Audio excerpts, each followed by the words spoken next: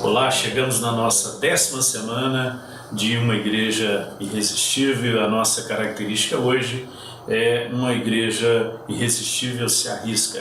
E o nosso texto de meditação é Marcos capítulo 4, do versículo 1 a 20, a parábola do semeador, muito conhecida por todos nós, que mostra a figura desse homem que sai para semear a sua semente e ele começa a lançar sobre a terra.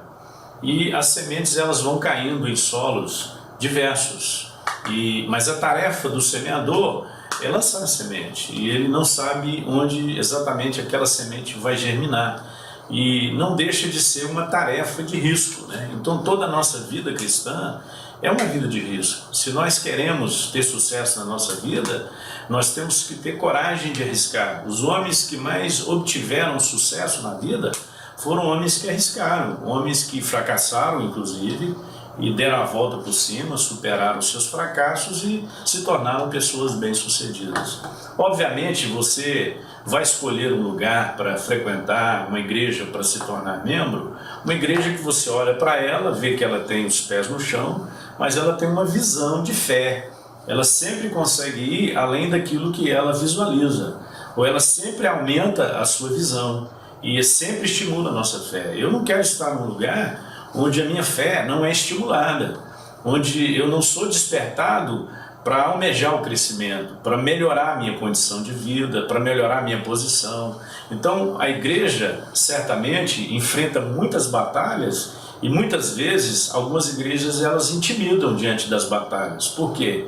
Porque elas não querem correr riscos, elas querem andar dentro do seu programa, dentro do seu orçamento, e obviamente a palavra de Deus nos ensina a prudência. Eu não posso lançar uma torre sem medir o cálculo do que eu vou necessitar para concluir aquela obra. Então a prudência é uma atitude necessária na nossa vida, mas o cristão genuíno, ele não trabalha só na prudência, ele trabalha na fé, e a fé muitas vezes nos leva a correr risco.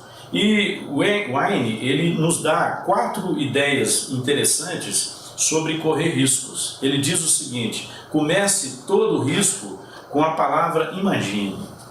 Muitas vezes nós ficamos desprovidos de sonhos, geralmente por conta de um trauma, por conta de uma experiência que não deu certo, uma palavra desanimadora, e aí nós vamos perdendo toda essa perspectiva imaginária. Então, olhe para aquilo que você é hoje e comece a imaginar quem você gostaria de ser daqui a um período, a curto prazo, a médio prazo, a longo prazo.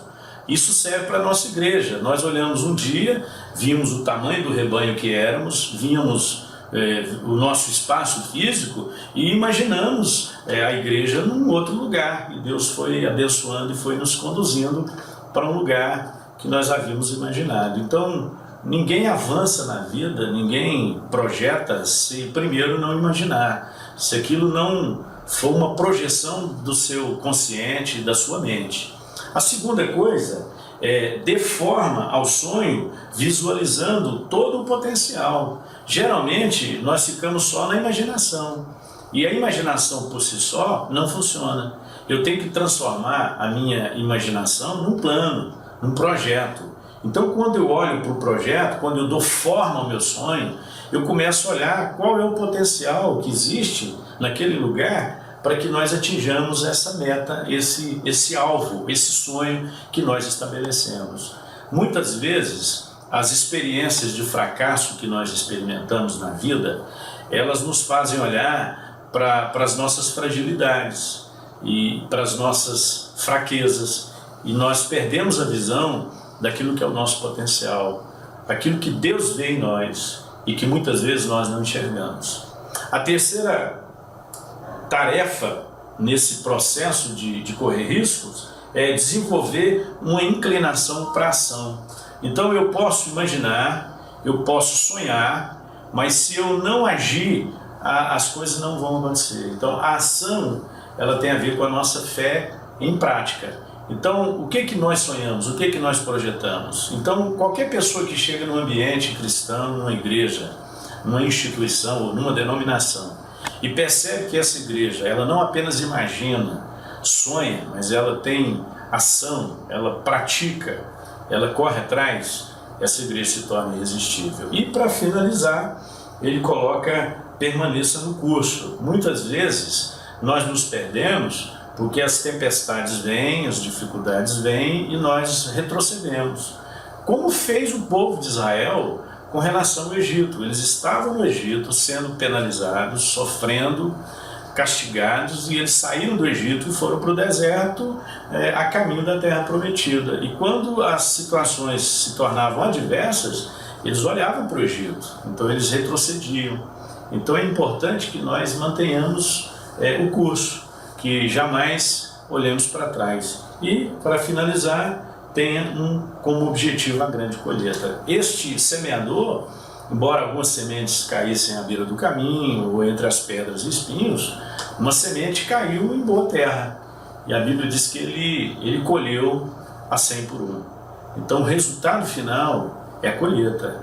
Quer saber se aquela igreja é uma igreja irresistível? Veja a sua colheita.